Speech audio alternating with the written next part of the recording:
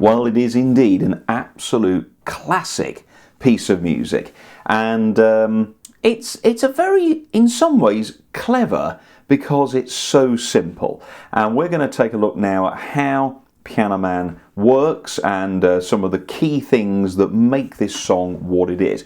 Now, before we start, gang, please hit subscribe and also give us a thumbs up. It helps the channel grow. And I hope you're enjoying this series. We've already done a couple of songs. Satin Doll by Duke Ellington was one, and in this video we're going to do Piano Man.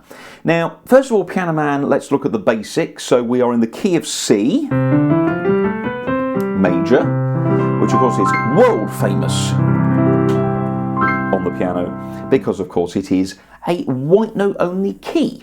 But there are some different things that Billy Joel pops in, so we'll have a look at that as we go through.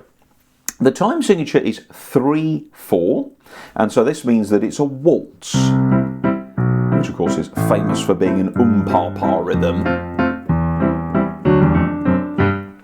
and one or two other things as well. So remember that C major is the key, and 3/4 waltz time. Now, I've got a few theories about why it's in C major. Well, because it is, of course, a very playable key. When we start our early piano songs, we of course start in the key of C, don't we?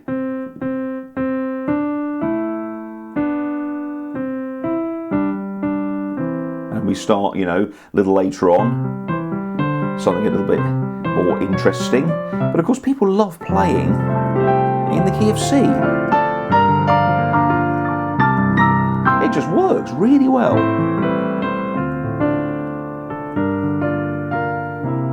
As I modulate to F major.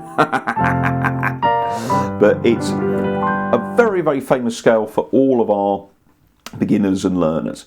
So perhaps Billy Joel chose the key of C major because it's so musically primal. It's so basic and so fundamental to so many piano players, this basic C major key. And he uses, in terms of the chords, the very simple chords that come with the key of C, which we'll look at in just a moment. I've got another theory about this song, about why it's a waltz, because if you think about it, most songs are not in waltz time, aren't they?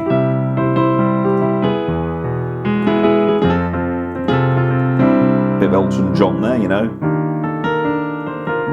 4/4 there on the Elton John songs. A bit of Maroon 5. So that's in 4/4. Fly Me to the Moon.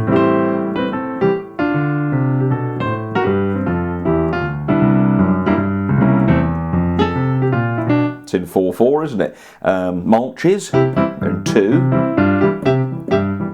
But broadly speaking, in terms of popular songs, most pieces are 4 beats to the bar. But Piano Man is in 3/4. Now, why is that? Well, there was this little thing going on sort of through the 60s and sort of 70s where waltzes made a little bit of a comeback. Of course, we're all familiar with like the Disney songbook. So that was kind of 60s, wasn't it? Mary Poppins. And of course there was other songs like Tom Jones was doing you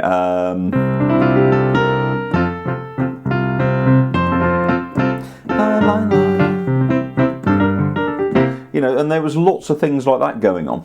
But I think it goes further back, because let's remember what Piano Man's about. It's about a guy in a bar. I have to learn that improvisation intro for another video. Got the music somewhere for that. But let's go back to what it's about. It's about a musician in a place where people drink and have a good time. Okay, so what happened in the old days in pubs? There were pianos, weren't there?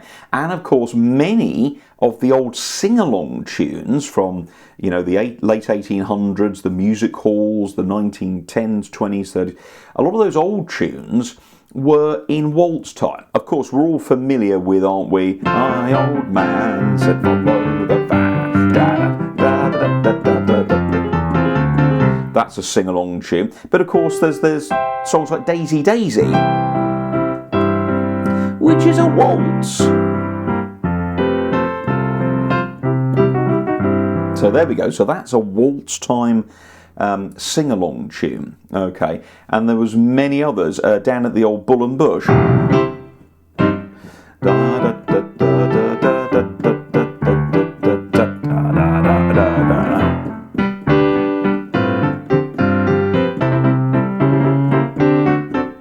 So I think he went for a waltz time because it goes back to this kind of basic thing that whether we're from that era or not, I mean, my parents grew up in an era where you go to a pub, there was a piano, there would be somebody playing the piano, the guy would have a pint of beer on the top and he wouldn't pay for any drinks all evening.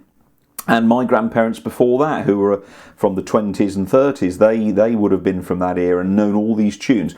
And I think it's amazing how many of them have still gone through. So I think the fact that it's in 3/4 gives it a kind of a sing-along element. It's got that jolly, easy beat to follow. And I think it plays on the fact that, of course, when this was obviously written several years ago now, but it played on the fact that there were still generations around who knew and had heard those sing-along songs like Daisy Daisy and Down at the Old Bull and Bush and things like that. The C major element, as we mentioned at the beginning, is that it's then very simple for people to follow, and also if they want to play it themselves. So let's just play through what we know is the introduction. There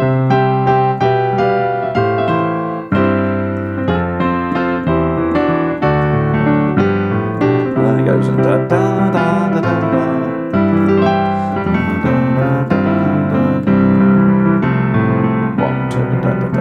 It's 9 o'clock on a Saturday.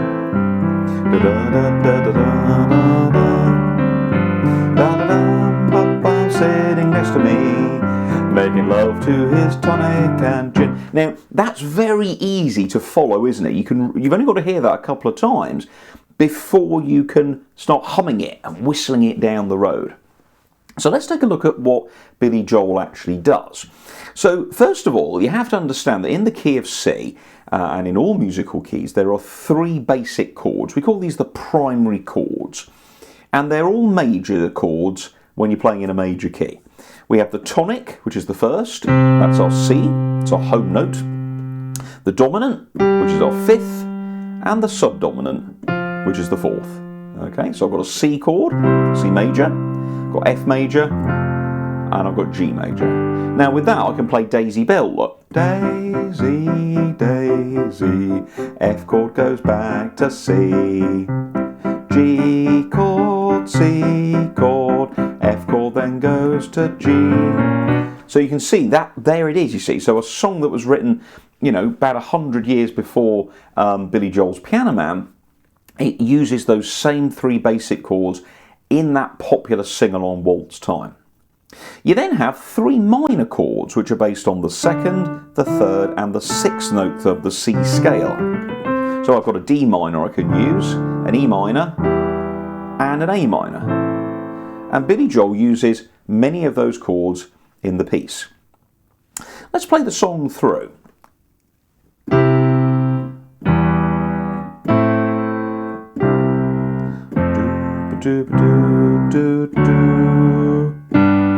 Now that was different, wasn't it? There was a different chord there. Let's take a look at that again. So we've got C chord. We'll play these all in root position for now.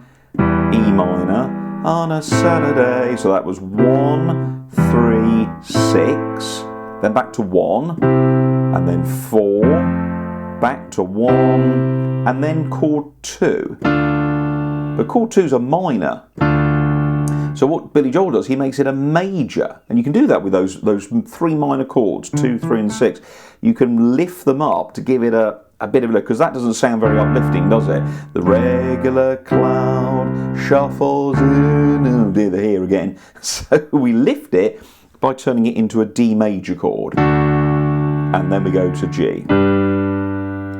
That then repeats 1 and 3 and 6 and 1 and 4 and 5 and 1. So at the end of the chord of the main theme, making love to his tonic and G, he goes with a 4-5-1,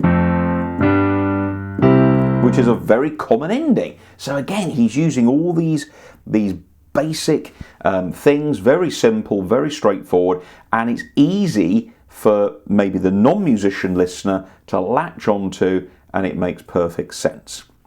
But there's one other thing that really transforms all those basic chords into something very special, and it's the bass line. Let's now take a look at the bass line of Billy Joel's Piano Man. The bass line in Piano Man is really cool because it walks down the scale. Let me show you what I mean. Here's the C chord, here's the E minor, here's A minor, and here's C. Now, if you listen to the way that sounds, look, it's 9 o'clock on a Saturday. The bass is kind of going all over it. There's no continuity to it. So by using a scale and a descending bass line, we get something again that the listener can latch onto. Let's have a listen to the Piano Man bass line now.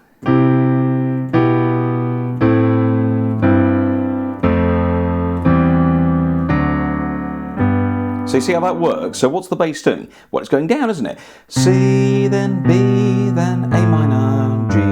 And so the chords that we're playing on the right hand don't always have their root note on the bass. So how does that work? Well, when we play a C chord, we normally put a C bass with it. When we play E minor, we put a B, an E on the bass. But there are 3 notes in an E minor chord. There's an E, a G, and a B.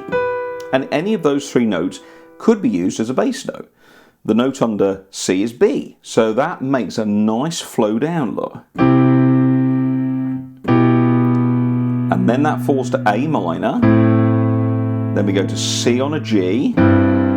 So F chord has F. Then there's another C chord, but we put the next bass note, look, E, that's one of the chord notes, look. And then on the D, we put a D, and then we go back to G, back to very nice, F chord, and G chord, and C. Isn't that fantastic how that works? So you can see Billy Joel, I think he really made a conscious decision on this. He went for the waltz, that standard sing-along style. He went for a nice easy key, which means anybody can join in on any instrument virtually. Piano players can play it, singers can join in, and it's a very, very easy melody as well, look.